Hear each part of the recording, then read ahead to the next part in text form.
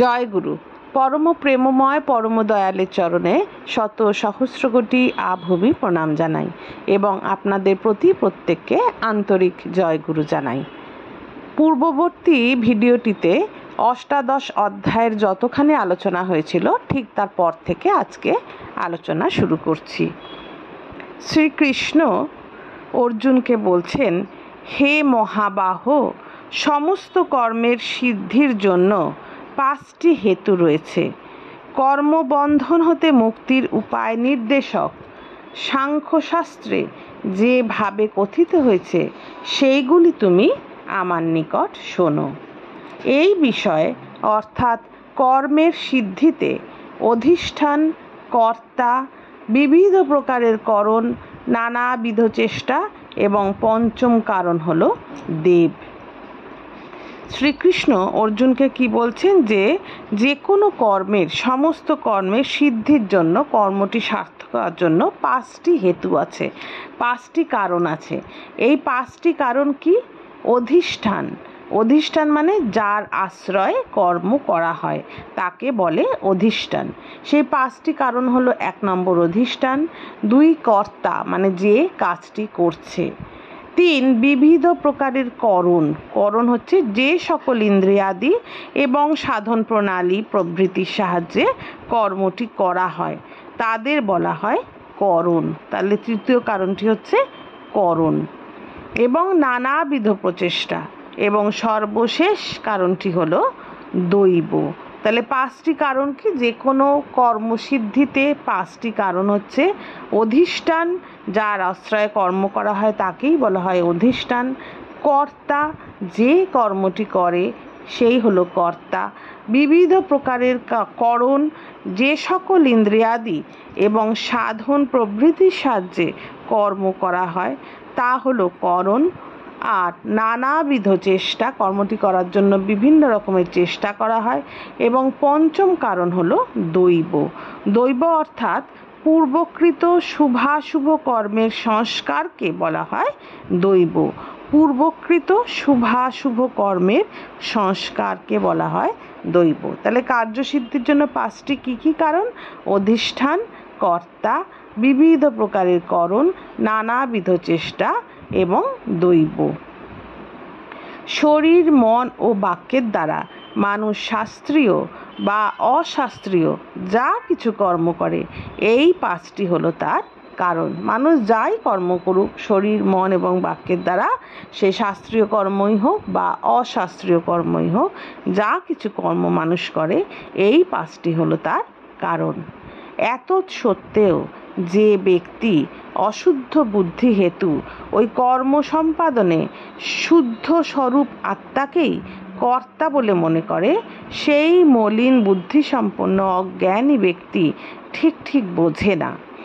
এত সত্ত্বেও যে ব্যক্তি অশুদ্ধ বুদ্ধি হেতু, অশুদ্ধ বুদ্ধিটা কি না, সৎসঙ্গ, শাস্ত্রের অধ্যয়ন, ভগবদ অর্থে কর্ম, উপাসনা করলে মানুষের বুদ্ধি শুদ্ধ হয়।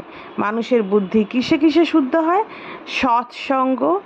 সৎসঙ্গ করলে, শাস্ত্রের অধ্যয়ন করলে, ভগবদ অর্থে কর্ম করলে এবং উপাসনা করলে।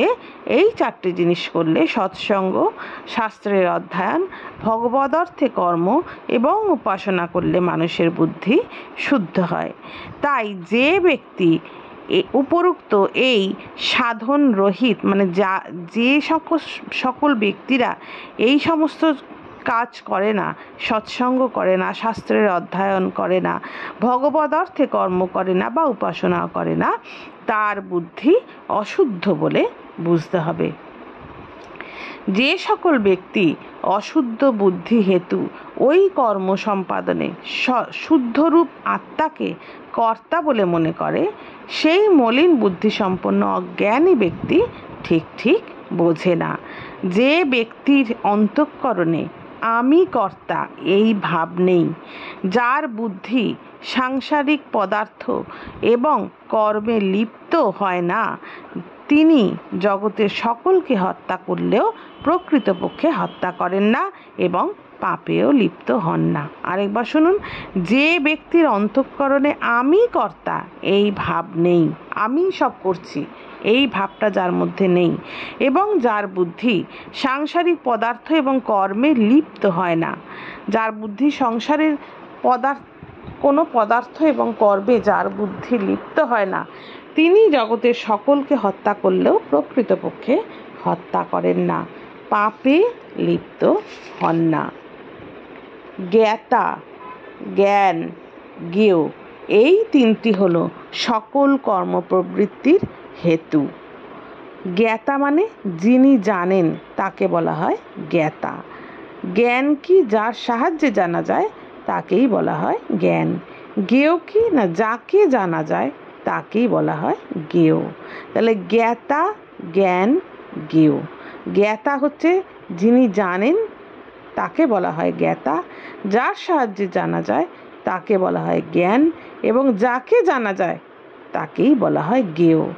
জ্ঞাতা, জ্ঞান, জ্ঞেয় এই তিনটি হলো সকল কর্মপ্রবৃত্তির হেতু, এবং কর্তা, করণ, ক্রিয়া এই তিনটি হলো কর্মসংগ্রহ।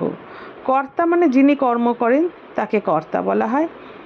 করণ হচ্ছে যার দ্বারা কর্ম করা হয় তাকে বলা হয় করণ, এবং ক্রিয়া, কর্ম করাকে বলা হয় ক্রিয়া। কর্তা, করণ, ক্রিয়া এই তিনটি হলো কর্ম সংগ্রহ। সাংখ্যশাস্ত্রে জ্ঞান, কর্ম ও কর্তাকে সত্ত্ব, রজ এবং তম এই ত্রিগুণের ভেদ অনুসারে তিন প্রকারের বলে উল্লেখ করা হয়েছে। সেগুলো তুমি যথাযথভাবে আমার নিকট শোনো। শ্রীকৃষ্ণ বললেন অর্জুনকে, জ্ঞান, কর্ম, কর্তাকে সত্ত্ব, রজ, তম এই ত্রিগুণের ভেদ অনুসারে তিন প্রকারের বলে উল্লেখ করা হয়েছে সাংখ্যশাস্ত্রে, সেইগুলি তুমি আমার কাছে শোনো। যে জ্ঞানের দ্বারা মানুষ বহুধা বিভক্ত সর্বভূতে অবস্থিত এক অবিনাশী পরমাত্ম তত্ত্বকে অবিভক্ত রূপে দেখে, সেই জ্ঞানকে তুমি সাত্ত্বিক জ্ঞান বলে জানবে। সাত্ত্বিক জ্ঞান কি?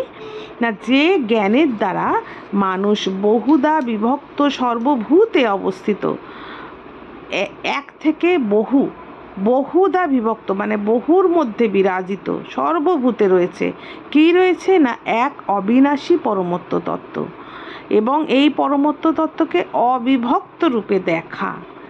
যে জ্ঞানের দ্বারা মানুষ বহুধা বিভক্ত সর্বভূতে অবস্থিত এক অবিনাশী পরমত্ব তত্ত্বকে অবিভক্ত রূপে দেখে, সেই জ্ঞানকে তুমি সাত্ত্বিক জ্ঞান বলে জানবে।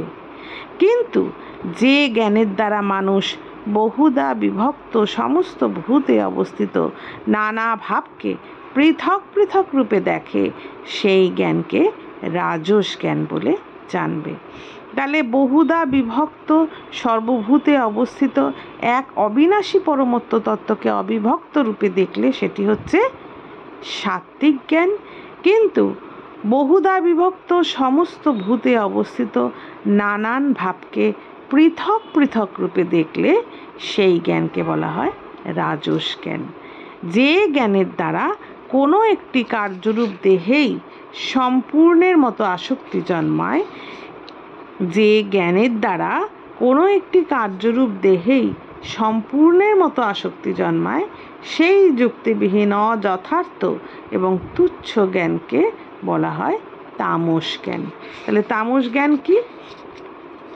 তামস জ্ঞান হলো